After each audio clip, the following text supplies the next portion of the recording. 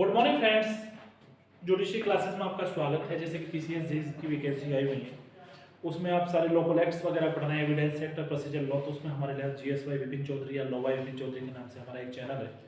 इस चैनल को आपको अच्छा लगा तो इसे सब्सक्राइब जरूर करें।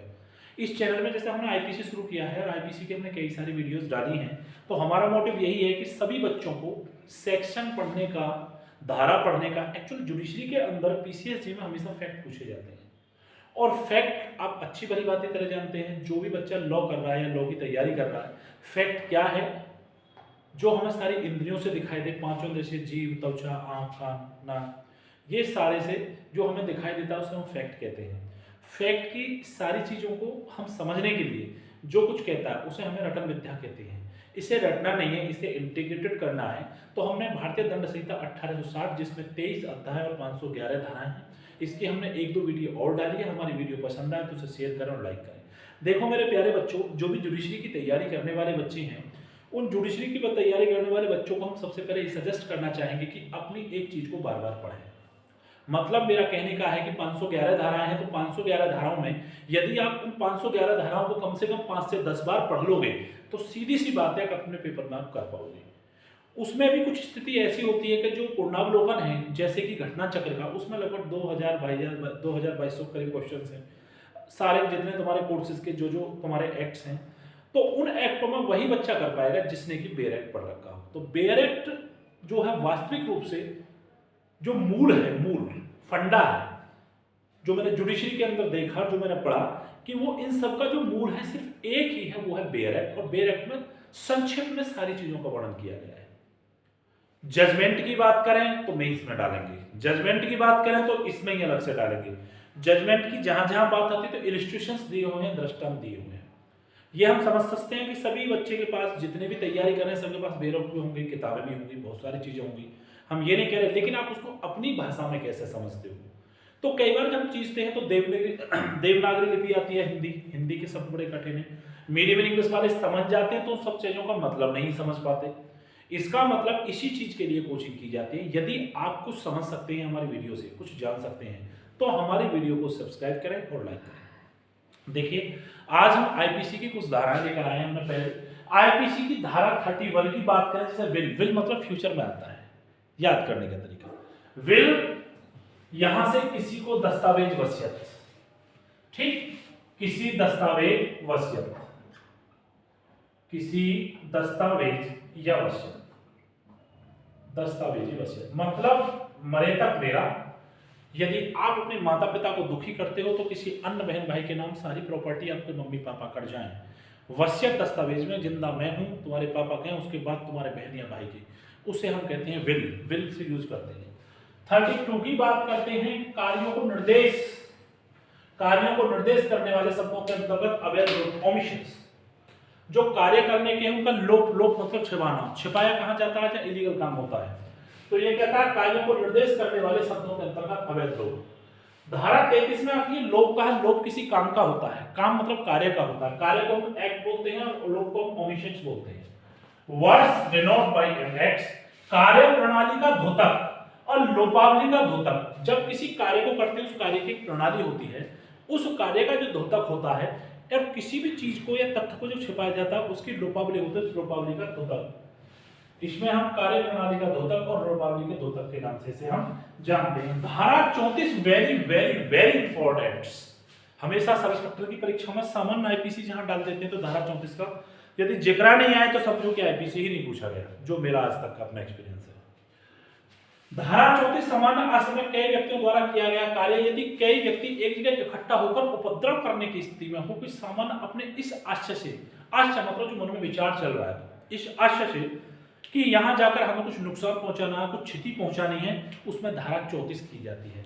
धारा 34 मतलब किसी कार्य स्थल पर act done by several persons in furtherance of common intention. सबकी बात एक ही हो कि 4, 5, 6 या 10 व्यक्ति इकट्ठे हों कि यहां जाकर हमें उपद्रव करना है, या पत्थरबाजी करनी है, या फिर यहां कर हमें झगड़ा करना है। तो ये धारा 34। धारा 34 का आपने देखा होगा, आए दिन देखा होगा, धारा 34 डीएम वगैरह लगाते हैं, धारा 34 लग गई, धारा 141, धारा 34 लगभग सेम है, ज्यादा में फर्क नहीं, आपस में कनेक्ट हो जाती हैं।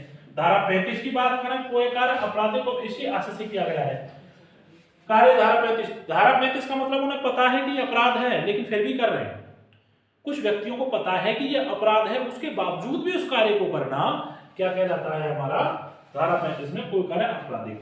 धारा 36 की हम बात करें, अंशतः कार्य, अंशतः लोभ, अंश कार्य। आप किसी व्यक्ति को मारना चाह रहे हो, आपका नाम मान के चलो आप ए कोई व्यक्ति हैं और बी किसी व्यक्ति को मारना चाह रहे हो, तो उसमें आप अंशतः पार्टली काम कर रहे हो, पार्टली आप लोभ कर रहे हो, छिपा भी रहे हो, उसे आप खाना भी दे रहे हो अवैध रूप से लोभ करके, और उसको हत्या भी कारित करना चाहते हो। तो किसी कार्य को पार्टली करना, अंशतः करना, पार्टली, वो कार्य क्या कहलाता है धारा 35। तो धारा 34 समान आशय से करना, धारा 35 आपराधिक आशय से किया गया कार्य, धारा 34 अंशतः कार्य, अंशतः लोभ, धारा 37 जो कहलाती है किसी अपराध को गठित करने के लिए किए गए कार्यों में किसी का सहयोग करना।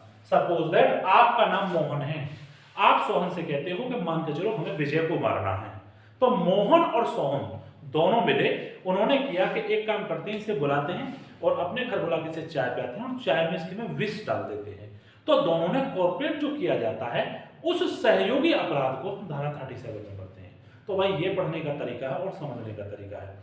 सबसे पहले करने का तरीका क्या है, बात चल रही है 31, हम कोई कार्य करते हैं, कोई गलत कार्य के बाद हमारे माँ बाप परेशान हुए, उन्होंने क्या किया, कार्य को निर्देश करने वाले शब्दों का अवैध लोप किया, हमसे छुपाया, चुपचाप हमसे छुपा के किसी के नाम में सेव कर दी धारा कार्य। अब क्या किया, लोप किया, दो कार्य किए, एक तो लोप किया, छुपाया, और कार्य किया, छुपा के काम करना, कार्य किया लेकिन छुपा के किया, उसमें आती है धारा 33। 34 सामान्य से कई व्यक्ति इकट्ठे हुए उपद्रव मचा दिया, डीएम साहब ने आदेश दिए कोई व्यक्ति या कोई स्टूडेंट से इकट्ठा नजर नहीं आएगा वरना उस पर कानूनी कार्रवाई की जाएगी। धारा 35 कोई कार्य आपराधिक रूप से उन्हें पता ही अपराध है लेकिन फिर भी उस काम को कर रहे हैं, अनजाने में नहीं, तो वो भी आपराधिक कार्य माना जाता है। उसके बाद है भाई अपराध तो किया लेकिन जो मन से करने के ऐसा कर लो काम भी हो जाए हमारा नाम भी ना हो, तो इसीलिए उसे कहते हैं अंशतः कार्य और अंशतः लोभ, मतलब कि partly act and partly omissions. तो पार्टी ओमिशंस के नाम से इसे जानते हैं। धारा 37 किसी अपराध को गठित करने के लिए कार्य में किसी एक का सहयोग करना, मतलब आप और आपके मित्र यदि किसी को मिलकर किसी की हत्या कारित करते हैं तो वो आपका कॉर्पोरेट क्या कहलाएगा, ऑफेंस कहलाएगा, अपराध कहलाएगा। मीडियम इंग्लिश वाले भी हिंदी वाले भी समझ सकते हैं, कोई फारसी भाषा नहीं है। बहाना ये ना लें कि मेरा मीडियम इंग्लिश है मेरा मीडियम हिंदी है, कोई मास्टर सारी चीज को एक बोर्ड से ज्यादा नहीं पढ़ा सकता। दोनों चीजों को आप पूछ सकते हैं, कमेंट्स कर सकते हैं हमारे कमेंट बॉक्स में कि हमें कहां से क्या चाहिए। अब हम धारा 2 और 38, 39 और 40 इस सब धारा को 10 मतलब 40 कर देते हैं। अब धारा 40 की 39 की बात आती है, 38 की धारा 38 देखो मेरे प्यारे बच्चों, धारा 38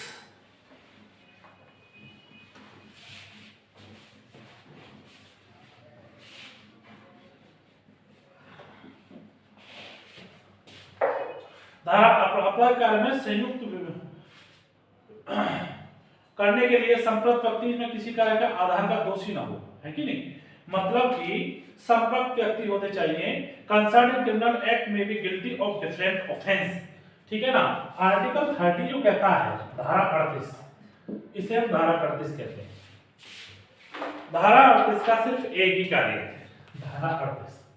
धारा 38 में जब कई लोग, मतलब इसमें मेरा क्या है, आपराधिक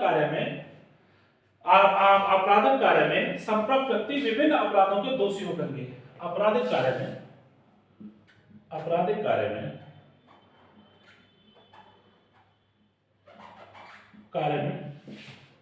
संलिप्त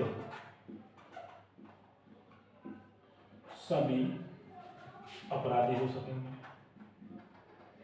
अपराधी होंगे, मतलब जो अपराध करेगा वो अपराधी माना जाएगा भैया, ठीक है। आगे देखेंगे मेरे प्यारे बच्चों, है ना धारा 39। धारा 39 को आप बहुत अच्छी तरह से पढ़ सकते हो। धारा 39 में क्या है, बहुत अच्छे से सारे आईपीसी को हम 511 धाराओं को इस तरह से याद कर लेंगे। पता धारा 39 क्या है, धारा 39 में आपने देखा होगा वॉलंटरी, स्वेच्छा, एक होता है स्वेच्छा, एक शब्द आता है स्वेच्छा से, आप अपनी स्वेच्छा से खा सकते हो क्योंकि हमारा कॉन्स्टिट्यूशन पहला कहता है समता का अधिकार, दूसरा स्वतंत्रता का स्वेच्छा, इसे इसमें वॉलंटरी बोलते हैं। क्या बोलते हैं, वॉलंटरी, है ना, वॉलंटरी। वॉलंटरी का मतलब है स्वेच्छा से काम, अपनी स्वेच्छा से किया गया अपराध, अपनी स्वेच्छा से किया गया कार्य ऑब्लिक अपराध, ऑब्लिक अपराध, ठीक है ना। एक आता है धारा 40, मेरे प्यारे बच्चों, धारा 40। धारा 40 के बाद देखें, धारा 40 कहता है अपराध, ऑफेंस, है ना। बहुत सारे धारा 65, 66, 67, 160, लगभग 64 से लेकर कुछ धाराएं हैं 445 तक जो ऑफेंस की श्रेणी में आती हैं, ठीक है ना। किसी व्यक्ति द्वारा ऑफेंस, कोई अपराध करोगे और आपके खिलाफ एप्लीकेशन दी जाएगी, या संसूचना अधिकारी, कोई जरूरत नहीं है एप्लीकेशन दो, पुलिस अधिकारी को पूरा अधिकार है, आपने कोई अपराध किया, अपराध करके आपको अरेस्ट कर सकता है यदि उसके पास एविडेंस है तो। अपराध करोगे धारा 40, उसी अपराध के अंतर्गत आईपीसी दंड संहिता 1860 के अंतर्गत आपका मुकदमा पंजीकृत किया जाएगा, और पंजीकृत करने के बाद आपका कार्रवाई की जाएगी। अपराध, कोई अपराध किया गया, कोई अपराध जब होता है तो उस अपराध का विषय में कोई अपराध किया गया, कोई अपराध किया गया मतलब कोई अपराध जब होता है तो धारा 40 के अंतर्गत आता है। तो भाई बहुत इंपॉर्टेंट है धारा 40 अपराध। धारा 41 की बात करेंगे इस चक्कर में हम, धारा 41। अच्छा, अपराध के बारे में कुछ बताना चाहूंगा। धारा अपराध में बहुत सारे हैं, 64, 65, 66, 67, 71, है ना। जैसे धारा आप पढ़ोगे, धारा 64, 65, 66, 71, बहुत सारी धाराएं हैं। इन सारी धाराओं को आप पढ़ेंगे, धारा 64, 65, 66 है, 67 भी है ना, और 71, कई सारी धाराएं हैं। ये सारी धारा ऑफेंस में आती हैं, 64, 65, 66, 67, 71, ये सब अपराध की श्रेणी में आती हैं धाराएं। और आप धारा 40 की 41 की बात करेंगे तो विशेष विधि, स्पेशल लॉ। विशेष विधि वह विधि है जिसे किसी विशिष्ट विषय पर लागू हो, विशिष्ट विषय पर लागू होते, स्थानीय विधि पर लागू हो, है ना। विशिष्ट विषय पर, कुछ ऐसे विषय होते हैं जहां विशेष विधि, स्पेशल लॉ। मान के चलो कहीं रेवेन्यू कोर्ट कार्य करता है और कहीं कार्य कौन सा करता है, जस्टिस कोर्ट कार्य करता है। विशेष स्थान पर लगने वाली, जो बहुत मुख्य और विशेष स्थान पर, उसे स्पेशल लॉ बोलते हैं।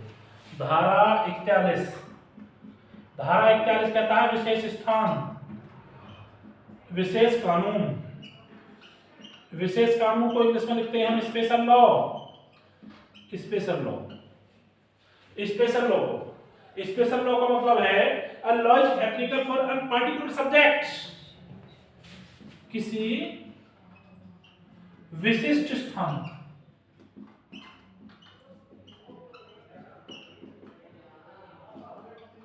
मतलब कि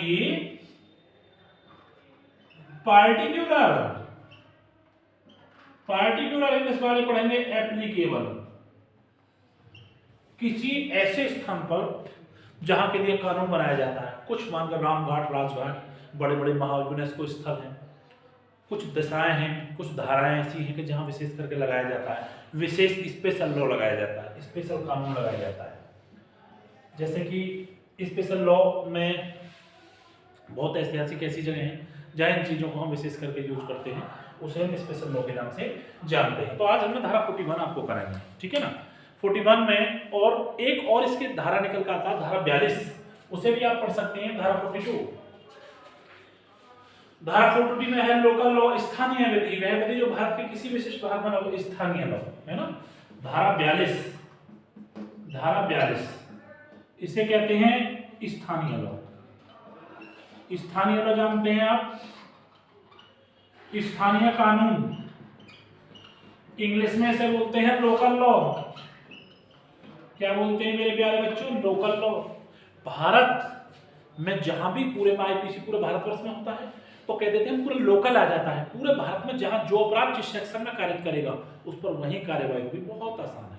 40 में अपराध, 41 में स्पेशल लॉ, कुछ कहीं कहीं के लिए स्पेशल कानून लगाना पड़ता है। दूसरी बात, तीसरी बात, एक बात और एक है स्थानीय कानून, मतलब कि लोकल लॉ। पूरे भारत में जहां भी जिस स्थान पर कार्य करेगा तो हमारा लोकल लॉ। आप एमपी चले जाओ, जम्मू कश्मीर चले जाओ, आप कहीं भी भारतवर्ष में, मेघालय, मिजोरम, जहां जो कार्य करोगे वही आईपीसी दंड संहिता में आपको कानून और जज साहब, वकील साहब, सब कागज आपको वही के वही मिलेंगे। ये कहला धारा 42। बस आज के लिए इतना ही काफी। हमने आज आपको कानून सिखाया पीसीएसजे में, और धारा में हमने आईपीसी आपको पढ़ाई। इसी तरह से हम सारी आईपीसी को आपको बहुत जल्द खत्म कर देंगे। कम से कम 20 आईपीसी हम पर डे, 15 एंड 20 आईपीसी हम आपको साथ के साथ याद कराएंगे, ठीक है ना। सो आज के लिए धन्यवाद। यदि हमारा चैनल आपको पसंद आया है तो शेयर और लाइक करें। पहले हमारे चैनल को देखें और समझें, और यदि कोई कमी है तो कमेंट बॉक्स में उसे डालें, उसके बाद फिर शेयर करें। धन्यवाद।